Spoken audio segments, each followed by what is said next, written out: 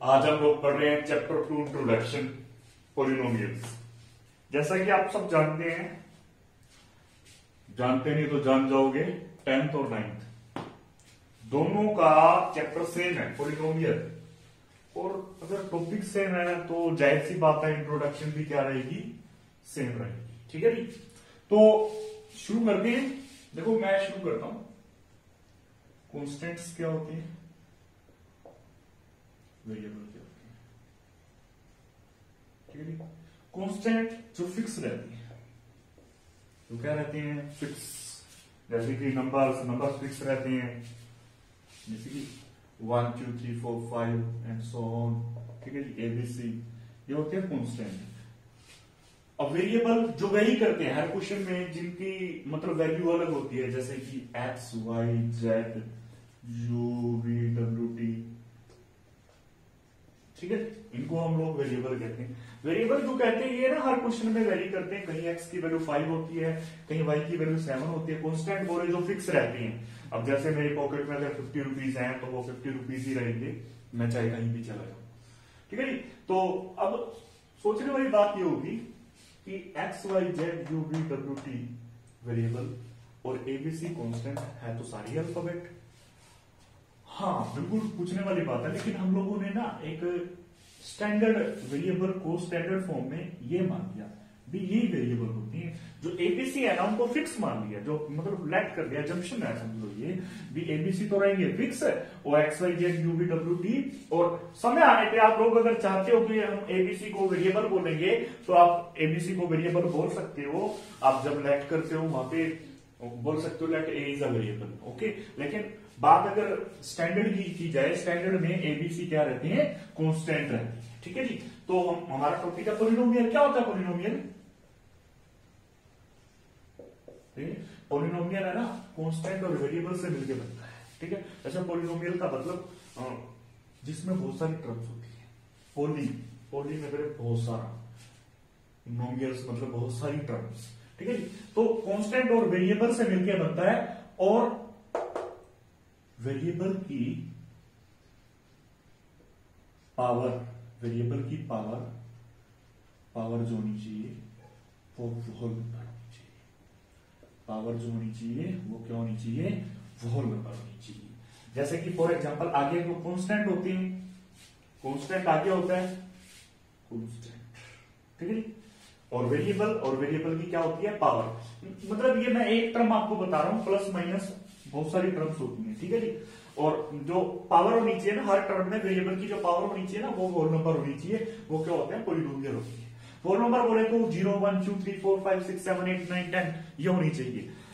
For example ये आपका x cube plus 3x square plus 5x plus 6 ये आपका पॉलिनोमियल है, क्योंकि यहाँ पे पावर 3, यहाँ पे पावर 2, यहाँ पे पावर 1 और यहाँ पे पावर 0। सारी जो पावर है वो होल नंबर है। अगर पावर होल नंबर है तो पॉलिनोमियल है, अगर पावर होल नंबर नहीं है तो पॉलिनोमियल है नहीं है। जैसे कि अपना ये आ गया 1/x cube plus 5x square plus 6। देखो ये होल है, और यहाँ पे कांस्टेंट में x की पावर 6 होती है, x की पावर 0 होती है। सॉरी, कांस्टेंट में x की पावर क्या होती है, 0।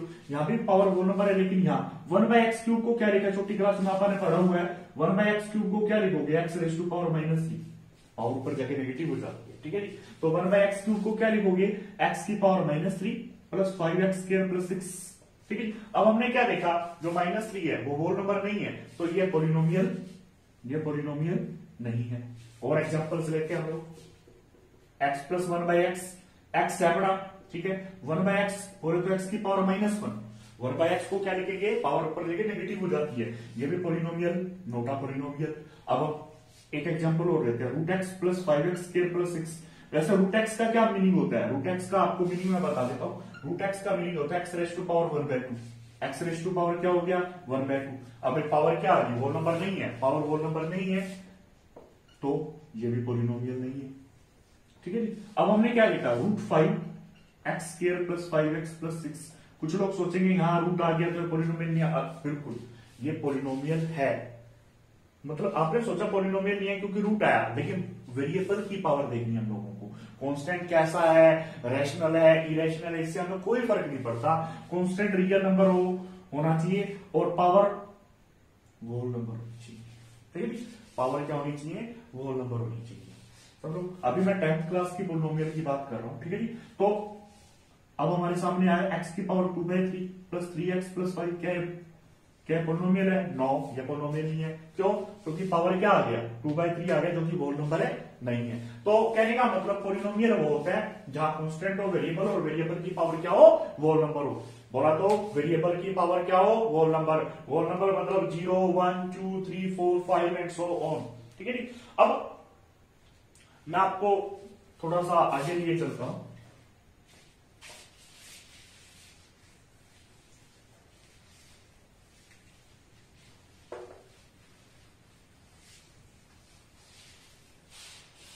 सो पॉलिनोमियल जब बात टर्म्स की करते हैं, टर्म्स की बात होती है, नंबर ऑफ टर्म्स की बात होती है, तो 3 कैटेगरीज में डिवाइड करते हैं, ठीक है जी। तो पहली टर्म होती है मोनोमियल, दूसरी होती है बाइनोमियल, तीसरी कैटेगरी होती है ट्राइनोमियल, ठीक है। तो मोनोमियल जिसमें एक टर्म होती है, वन टर्म, जिसमें 2 टर्म्स होती हैं, यहां 3 टर्म्स होती हैं, ठीक है।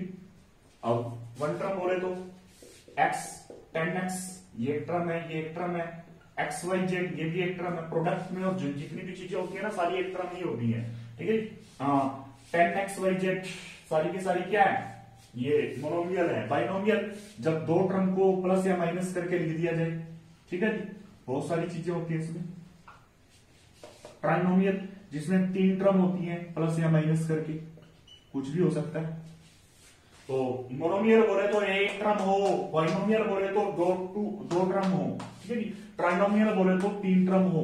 बहुत सारे एग्जांपल्स हो सकते हैं, फला एक्स प्लस तिकड़ा वाई प्लस मुकड़ा जेड, यहाँ पे प्लस माइनस लगाओ, कोई दिक्कत नहीं है, मतलब 3 टर्म होनी चाहिए। आई थिंक आप लोगों को सबको समझ आ गया होगा।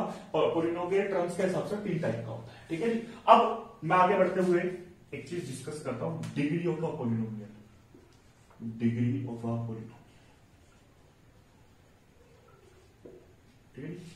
Degree of a polynomial, degree of a polynomial, maximum power of the polynomial, maximum power of the polynomial is known as the degree of the polynomial, degree of the polynomial, ठीक है। जो मैक्सिमम पावर होती है ना variable की, polynomial नहीं sorry variable, maximum power होती है ना वेरिएबल की, maximum power of the variable is known as the degree of the polynomial. For example जैसे कि ये x³ + 5x² + 6x + 8, यहाँ पे मैक्सिमम पावर कितनी है 3, तो डिग्री कितनी हुई 3। For an example x8 + 5x³ + 6x² + 8, यहाँ पे डिग्री कितनी हुई 8 हुई। तो जो ज्यादा से ज्यादा वेरिएबल की पावर होती है ना, जो ज्यादा से ज्यादा वेरिएबल की पावर होती है वो डिग्री कहलाता है। जैसे कि 5 - 2x - x³, अब मैक्सिमम पावर कितनी है 3, तो डिग्री कितनी होगी 3 होगी। आई थिंक आप लोगों को सबको समझ आ रहा होगा डिग्री ऑफ द पोलिनोमियल क्या होता है, ठीक है जी। अब हम लोग डिग्री के हिसाब से पोलिनोमियल को बताएंगे कितने टाइप का होता है, ठीक है जी। अभी तो मैंने बताया था पोलिनोमियल टर्म के हिसाब से 3 टाइप का होता है।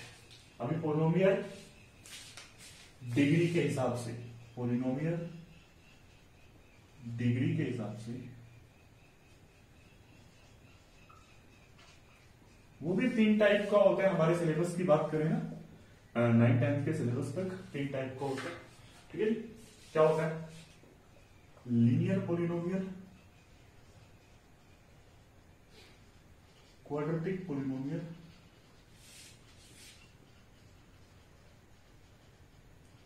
क्यूबिक पोलिनोमियल, ठीक है जी। लीनियर पोलिनोमियल बोले तो डिग्री जिसकी 1 हो, क्वाड्रेटिक पोलिनोमियल बोले तो डिग्री जिसकी क्या हो 2 हो, क्यूबिक पोलिनोमियल जिसमें डिग्री क्या हो 3 हो। ठीक है जी। नंबर ऑफ टर्म्स अलग चीज होती है, डिग्री क्या होती है मैक्सिमम पावर होती है, टर्म्स तो क्या हम काउंट करते हैं। ठीक है जी। अब हम लोग डिग्री की बात कर लेते हैं, डिग्री 1, डिग्री 2, डिग्री 3। ठीक है। अब जैसे मैंने लिखा x+5, यहाँ पे पावर कितनी है मैक्सिमम 1, तो डिग्री 1 है तो लीनियर पोलिनोमियल। 6x+8 ये भी क्या है लीनियर पोलिनोमियल, क्योंकि दोनों में डिग्री कितनी है 1 है। क्वाड्रेटिक पोलिनोमियल जैसे x2+5x+6, ठीक है, x2+6 x2-5x+8, चाहे कोफिशिएंट कुछ भी हो कोई फर्क नहीं पड़ता, कोफिशिएंट चाहे कुछ भी हो कोई फर्क नहीं पड़ता, यानी maximum power of the variable क्या होनी चाहिए 2 होनी चाहिए। क्यूबिक मतलब x3+5x+6 या फिर x3+5x2+6x+8। ठीक है। अब ये तो थे कुछ एग्जांपल। अब ये ना इनके हम जर्नल लिखने जा रहे हैं। जर्नल लीनियर पोलिनोमियल क्या होता है, जर्नल क्वाड्रेटिक पोलिनोमियल क्या होता है, जर्नल क्यूबिक पोलिनोमियल क्या होता है। जर्नल लीनियर पोलिनोमियल होता है ax+b, ध्यान ये रखना a 0 नहीं होना चाहिए। कल को अगर यहाँ a 0 हो गया 0 × x 0 बन गया, अकेला b कांस्टेंट बच जाएगा। ठीक है जी। यहाँ पे ax2+bx+c, a 0 नहीं होना चाहिए, कल को a 0 हुआ तो ये खत्म हो जाएगा, ये लीनियर इक्वेशन लीनियर पोलिनोमियल बन जाएगा। ठीक है जी। और ये होता है ax3+bx2+cx+d, a 0 नहीं होना चाहिए। मैंने बोला ना जो मैक्सिमम जो मतलब डिग्री वाली टर्म होती है ना, जो डिग्री देती है टर्म, उस टर्म का जो कोफिशिएंट है वो 0 नहीं होना चाहिए। अगर डिग्री देने वाली टर्म का कोफिशिएंट 0 हो गया तो वो रिस्पेक्टिव पोलिनोमियल नहीं बनाएगा। ठीक है जी। तो अब मैंने आप लोगों को एग्जांपल्स भी दिए, ठीक है, और मैंने सब बता दिया। अभी मैं आपको आने वाले टाइम में बताऊंगा पोलिनोमियल और इक्वेशन में क्या डिफरेंस है। अभी आप पोलिनोमियल पढ़ रहे हैं, मैं सब कुछ बता रहा हूं पोलिनोमियल के बारे में, लेकिन इक्वेशन जब आएगी तब मैं बताऊंगा पोलिनोमियल क्या था और इक्वेशन क्या होती है। ठीक है जी। अभी बस पोलिनोमियल के बारे में पढ़ो, उसके बाद आता है zero of the polynomial. Zero of the polynomial, zero of the polynomial, that value of variable which makes the polynomial zero, which makes the polynomial zero। ठीक है। that value of variable which makes the polynomial zero, यानी वो variable की value जो polynomial को क्या बना देती है 0 बना देती है, उसको जीरो ऑफ द पोलिनोमियल कहते हैं। फॉर एग्जांपल कोई भी पोलिनोमियल दे रखा है जैसे x+5 है, अपन ने सपोज करो इस पोलिनोमियल को p ऑफ x मान लिया, लेट कर दिया अपन ने, ऐसे ही लेट करेंगे पोलिनोमियल को p of x, q of x, z of x, sorry g of x। इसको अब हम लोगों ने इसका जीरो ऑफ द पोलिनोमियल निकालना है। क्या निकालना लोगों ने जीरो ऑफ द पोलिनोमियल, वो x की वैल्यू जो इस पोलिनोमियल को क्या बना दे 0, यानी हम लोग क्या करेंगे इस पोलिनोमियल को किसके बराबर रख देंगे 0 के। यहां से x की वैल्यू निकालेंगे, प्लस का 5 उधर जाके माइनस का 5, तो x की वैल्यू कितनी आ गई -5। अब x को यहां -5 रखेंगे, -5 + 5 क्या हो जाएगा 0, तो ये क्या होगा जीरो ऑफ द पोलिनोमियल होगा। ठीक है जी। तो हम लोगों ने क्या पढ़ा, पोलिनोमियल डिग्री के हिसाब से कितने टाइप के होते हैं, टर्म के हिसाब से कितने टाइप के होते हैं, पोलिनोमियल क्या होता है, जीरो का पोलिनोमियल क्या होता है। ठीक है जी। अब हम लोग आगे बढ़ते हैं।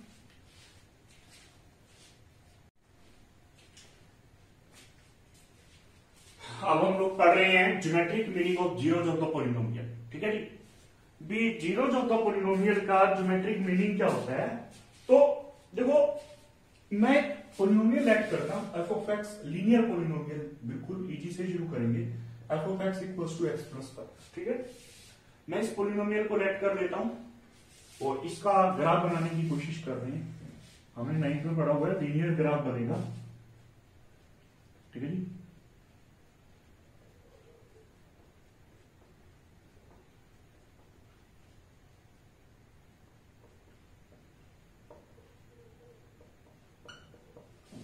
तो हम लोग क्या कर लेते हैं, let F of X equals to Y, F of X को क्या लेट कर लेते हैं वाई, तो वाई किसके इक्वल है x प्लस 5। ग्राफ बनाते हुए ना कोई भी पोलिनोमियल होता है ना, अपन उस पोलिनोमियल को y कंसीडर करते होते हैं। जब भी अपन ने ग्राफ की बात करनी है, किसी भी पोलिनोमियल के ग्राफ की बात करनी है, तो किसी भी पोलिनोमियल को अपन ने y कंसीडर करना है। अब अपन ने इसकी क्या बनानी है, वही टेबल जो अपन पहले बनाते होते थे। x को 0 रखा, y क्या आ गया 5। x को 0 रखा, y क्या आ गया 5। y को 0 रखा, x क्या आ गया -5।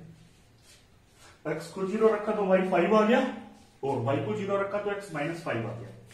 -5 0 गिरा और 0 5 गिरा। अपन जब इसका ग्राफ बनाएंगे तो ऐसा बनेगा एक स्ट्रेट। ठीक है, अब हमें जीरोस की बात करनी है। ज्योमेट्रिक मीनिंग ऑफ जीरोस क्या होता है, तो जीरो दो पोलिनोमियल कब होगा, जब fx क्या होगा 0 या फिर y क्या होगा 0। अब हमने देखना y 0 कहां है, y 0 तो यहां -5 0 भी है। कितनी बार 0 आया भाई, एक बार।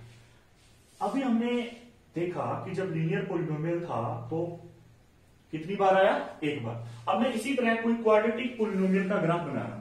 क्वाड्रेटिक पोलिनोमियल का ग्राफ कैसा होता है, अब ये ना एक पैराबोला जैसा होता है। वैसे आपके सिलेबस में क्वाड्रेटिक और क्यूबिक पोलिनोमियल का ग्राफ नहीं है, और स्टूडेंट ट्राई भी मत करें। मैं एक एग्जांपल लेके दिखा रहा हूं। कोई भी कर्व का ग्राफ ऐसा आ गया, कैसा भी आ सकता है, ऐसा भी आ सकता है, ऐसा भी आ सकता है। भाई ज्यादातर चांसेस ये हैं या फिर ये। अब देखो ये ग्राफ एक्स एक्सिस को कितनी बार कट कर रहा है। मैंने बोला कोई भी मान लेते हैं ये इस क्वाड्रेटिक इक्वेशन का ग्राफ है, ठीक है। इस सिलेबस में नहीं है, बस एक एग्जांपल के रूप में दिखा रहा हूं आप लोगों को। ये इस क्वाड्रेटिक पोलिनोमियल का ग्राफ है, तो अपन ने किसी भी क्वाड्रेटिक पोलिनोमियल को क्या लेट कर लिया, y लेट कर लिया, ठीक है। तो अब ये पोलिनोमियल 0 कब होगा, जब y 0 होगा। और y कब 0 होगा, y तो x एक्सिस पे 0 होगा। यानी ये कर्व x एक्सिस को जितने पॉइंट पे मिलेगी उतने पॉइंट पे y क्या होगा, 0 होगा। अब जैसी बात है, जब इसके फैक्टर करेंगे तो हमारे पास दो वैल्यू आएंगी, जहां पे मान लेते हैं ये अल्फा 0 आ गई और ये अपनी क्या आ गई, बीटा 0 आ गई। तो हमने क्या देखा, ये x एक्सिस को दो बार कट कर रही है, तो y की वैल्यू कितनी बार आ रही है, कितनी बार 0 आ रही है, दो बार। तो यहाँ पे कितनी जीरोज होगी, 2 जीरोज होगी। अब हमने आगे हम बढ़ते हैं, ऐसा कोई क्वेश्चन आ गया, x एक्सिस को कितनी बार कट कर रही है, 3 बार। तो कितनी जीरोज होगी, 3 जीरोज होगी, ठीक है। अब ऐसा आ गया,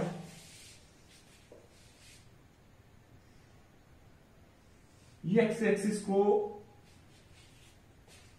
वैसे तो कट दो बार कर रहा है, दोनों पॉइंट जो है ना वो कोइंसिडेंट है, ये सेम ही पॉइंट है। यानी यहाँ कितनी जीरोज होगी, यहाँ जीरोज कितनी होगी, नंबर ऑफ जीरोज होगी 1 होगी। नंबर ऑफ जीरोज क्या होगी, 1 होगी। अब सपोज करिए किसी ग्राफ में कर्व अबोव एक्स एक्सिस है, या तो नंबर ऑफ जीरोज क्या होगी, जब एक्स एक्सिस को काटा ही नहीं तो नंबर ऑफ जीरोज कितनी होगी, 0 होगी। बिलो एक्स एक्सिस है, यहाँ पे नंबर ऑफ जीरोज कितनी होगी, 0 होगी, ठीक है जी। तो इससे हमें क्या पता लगा, इससे हमें यह पता लगा कि जितनी बार कोई कर्व एक्स एक्सिस को कट करती है उतनी ही उस फंक्शन की क्या होती है, सॉरी फंक्शन ना कहते पोलिनोमियल, उस पोलिनोमियल की जीरोज होती है, ठीक है जी। अब फॉर एग्जांपल मैंने एक ऐसे ग्राफ बनाया, अब ये लीनियर पोलिनोमियल का ग्राफ है। अब ये एक्स एक्सिस को तो कट कर ही नहीं रहा, ये parallel to the X axis है, तो नंबर ऑफ जीरोज क्या होंगी, जीरोज होंगी, 0 होंगी, ठीक है जी। अभी वैसे हमें पता है कोई भी पोलिनोमियल को हमने y के इक्वल कंसीडर करना है, x की वैल्यू को x एक्सिस के अलोंग लेना, y की वैल्यू को y एक्सिस के अलोंग लेना है। अभी हमें पता है x एक्सिस पे कौन 0 होता है, y 0 होता है, y और तो कहीं 0 नहीं होता, सिर्फ x एक्सिस पे 0 होता है। यानी कोई भी पोलिनोमियल का ग्राफ x एक्सिस को जितनी बार कट करेगा उतनी ही number of polynomial, number of zeros होंगी। ये हमारी पहली एक्सरसाइज थी। पहली एक्सरसाइज में ऐसे ग्राफ दे रखे होंगे, हमें नंबर ऑफ जीरोज बतानी होगी। अगर वो एक्स एक्सिस को एक बार कट करे तो 1 0, 2 बार कट करे तो 2 0। इसी के साथ हमारी पहली एक्सरसाइज खत्म हो गई, ठीक है जी। चलो